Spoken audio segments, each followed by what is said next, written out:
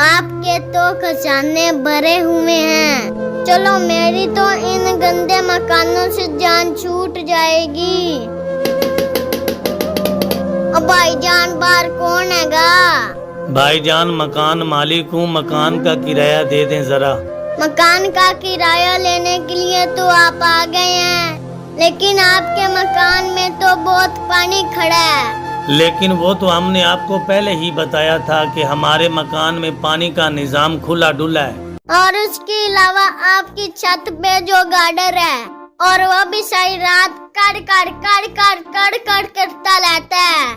यार भाई उस्मान, पूरी कायनात अल्लाह की इबादत करती है, वो बेचारा गार्डर भी अल्लाह की इबादत करता होगा। यार गुलाब सा, कहीं ऐसा ना हो वो इबादत करता करता सजदे में ना आके गिरे।